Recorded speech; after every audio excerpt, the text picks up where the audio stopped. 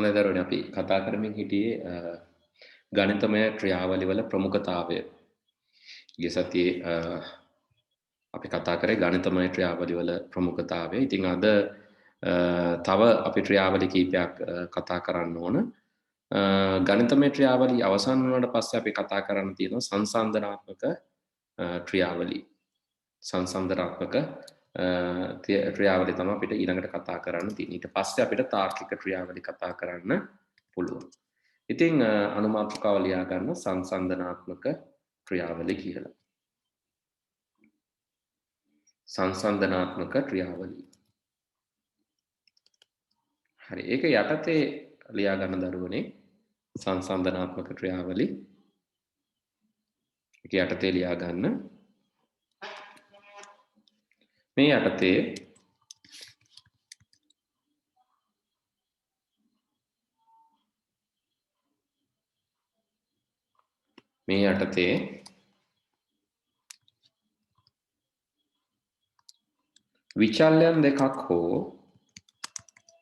විචල්‍යයන් දෙකක් හෝ අගයන් දෙකක්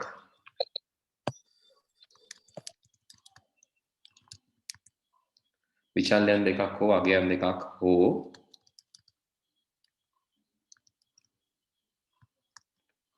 අගයන් සහ විචල්‍යයන්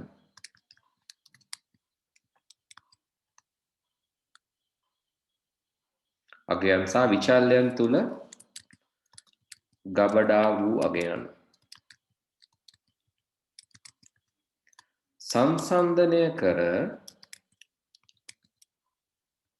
සංසන්දනය කර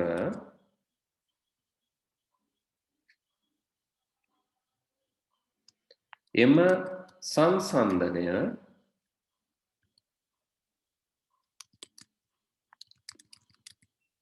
සත්‍යද අසත්‍යද යන්න ලබා දේ. සත්‍යද අසත්‍යද යන්න ලබා දේ. මෙය භාවිතා කර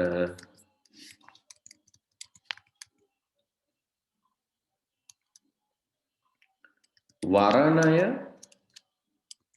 යන පාලන ව්‍යුහය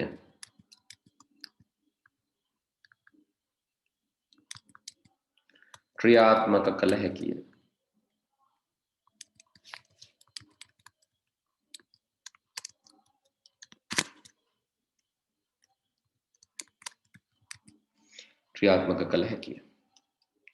මේ භාවිතා කර වර්ණය යන පාලන ව්‍යුහය ක්‍රියාත්මක කළ හැකිය. එතකොට වර්ණය නැත්නම් if else ක්‍රියාත්මක කරන්න තමයි අපි මේක ගන්න. හරි if else run කරන්න තමයි if else ක්‍රියාත්මක කරන්න තමයි අපි ප්‍රධාන වශයෙන් මේක ගන්න.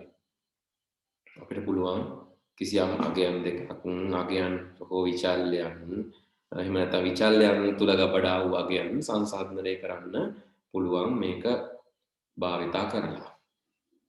හරි. ඉතින් එහෙම කරාට පස්සේ අපිට පුළුවන් මේක සත්‍යද අසත්‍යද යන්න මත යම්කිසි තීරණයක් ගන්න නැත්නම් වර්ණය ක්‍රියාත්මක කරන්න පුළුවන්. හරි අපි බලමු කොහොමද ඒක වෙන්නේ කියලා. මම අයිඩියල් එක ගන්නම්. ලැන්ග්වේජ් එක අයිඩියල් එක ගමු අපි.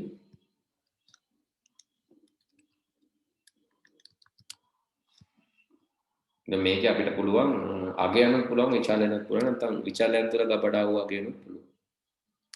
හරි අපි හිතමු අපි මුලින්ම විචල්‍යයන් දෙකක් ගමු x කියන විචල්‍ය 6 විදියටත් y කියන විචල්‍ය 9 කියන විදියටත් අපි ගමු. අපිට අහන්න පුළුවන් සංසන්දනාත්මකවලදී x සමානයිද y ට x අසමානයිද y ට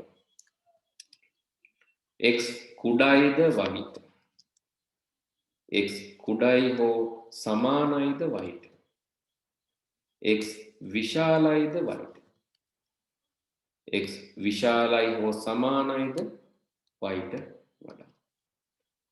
එතකොට ඔය සංසන්දනාත්මක කටයුතු තමයි අපිට කරන්න පුළුවන්. විශාලද විශාල හෝ සමානද, කුඩාද කුඩා හෝ සමානද, සමානද අසමානද යන වල තමයි අපිට බලන්න පුළුවන්. ඉතින් මේ අගයනුත් එක්කම මේක ලියලා පෙන්නන්න අපිට මේක අගයන් එක්ක පාවිච්චි කරන්නත් පුළුවන්. හරි, ඒ කියන්නේ කෙලින්ම අපිට අගයන් දෙන්න පුළුවන්. හරි, මේ වගේ x අපිට පුළුවන් y විශාලයිද 12ට වඩා, y කුඩයි හෝ සමානයිද 20ට වඩා. එහෙම අගයන් එකක් පුළුවන්. නැත්නම් කෙලින්ම අගයන් දෙකක් දාලා 45 විශාලයිද හෝ සමානයිද 3.4යි e ධන 1ට වඩා කියලා අපිට බලන්න පුළුවන්. මේකෙන් කියන්නේ ඔයගොල්ලෝ දන්නවා විද්‍යාත්මක ක්‍රමේ නිරූපණය. හරිද? ඔය ඕන එකක් අපිට සංසන්දනය කරලා බලන්න පුළුවන්. සංසන්දනාත්මක ක්‍රියාවලිය. හරි, ඒ ටික ලියලා පෙන්නන්න. කරලත් බලන්න පුළුවන්. කරලත් බැලුවොත් කමන්නේ. කරලා බලලම ලියන්න. ඔයගොල්ලන්ට තියෙනවනේ Python IDL එක තියෙනවා නම් එහෙම පාවිච්චි කරන්න පුළුවන්. එහෙම නැත්නම් මම කියලා දුන්නා Pydroid. ඔයගොල්ලන්ගේ ෆෝන් එකට Pydroid දාගන්න පුළුවන්. එහෙමත් නැත්නම් ඒ ඔක්කොමත් නැත්නම් ඒත් ඔයාලට බෑ කියන්න බෑ. මොකද තව ක්‍රමයක් තියෙනවා. ඒ තමයි ඔයාලට පුළුවන් පාවිච්චි කරන්න online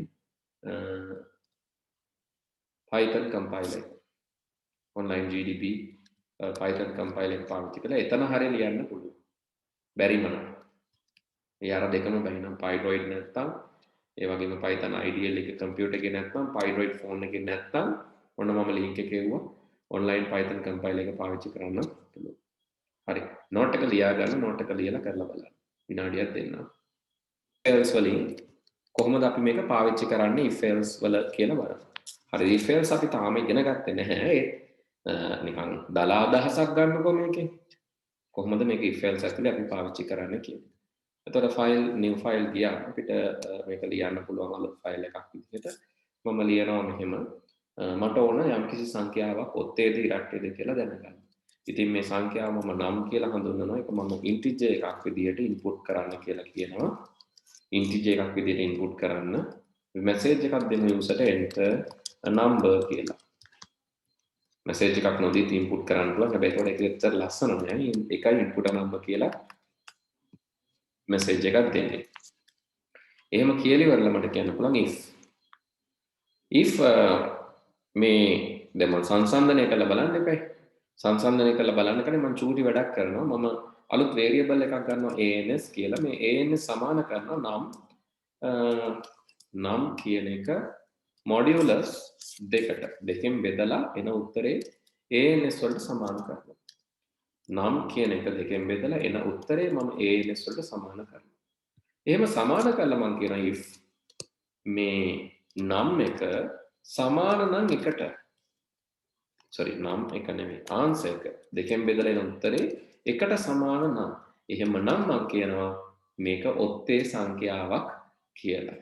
එහෙමනම් මම කියනවා print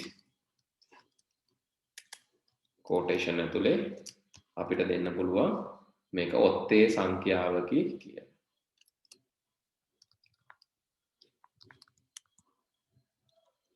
මෙහෙම දෙන්න නම් පුළුවන්. එහෙමකට හොඳයි ඔයගොල්ලෝ මේකෙම දෙන එක ඔත්තේ මේ Unicode වලින් ටයිප් කරන්න එපා. මේක Unicode වලින් ටයිප් කරන්නේ නැතුව ඔයාලට පුළුවන් නම් මේ මොකද්ද ඉංග්‍රීසි වලින්ම දෙන්න odd number කියලා. නැත්නම් මෙහෙම දෙන්න බැරි කමක් නැහැ. හැබැයි ඒක සාමාන්‍යයෙන් අපි ප්‍රෝග්‍රෑමින් වලදී Unicode වලින් එකපාරම output එකක් පාවිච්චි කරන්නේ නැහැ Python වල. මොකද එහෙම දෙන්න ඇප්ලිකේෂන් එකක් හැදුවොත් නම් එහෙම දෙන එක කමන්නේ. මේ වගේ ටෙස්ටිං ප්‍රෝග්‍රෑම් එකක Unicode ලියන්න යන්න එපා. හරි, මම ලියන්න odd number. ලිවට වැරද්දක් නැහැ. else එහෙම නැත්නම් අපිට කියන්න පුළුවන් මේක print even number. ඒ කියන්නේ ඉතිරිය එකක් වෙනවා නම් එකට සමාන නම් ඔත්තේද ඉතිරිය එකක් නොවෙනවා නම් ඉරට්ටේද විදිහට අපිට මේ සංඛ්‍යාව හඳුන්වන්න පුළුවන්. දැන් මම මේක රන් කරලා පෙන්නන්න. මම මේ ප්‍රෝග්‍රෑම් එක රන් කරනවා.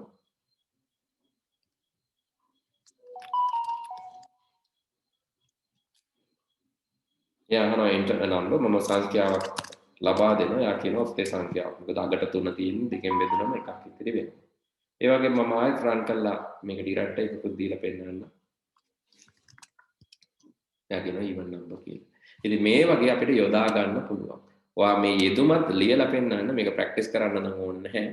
යෙදුම සහ ඒකේ ප්‍රතිඵලයක් ඉක්මනින් ලියලා පෙන්නන්න. යොදා ගන්න විදිහ මේ තියෙන භාවිතය කොපි කරලා ගන්නවා.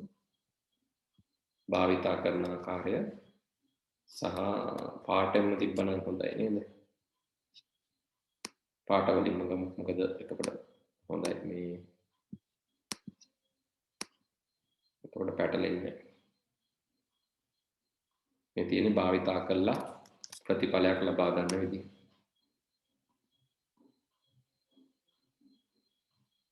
මේ ඔක්කොම ලියන්න ඕනේ නැහැ.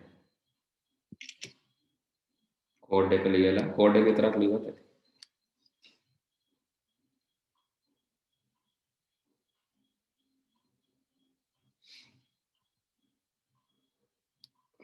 ලියලා පෙන්නන්න. කෝඩ් එක විතරක් ලියුවත් ඇති. රිසල්ට් එක පෙන්නන්න ඕනේ.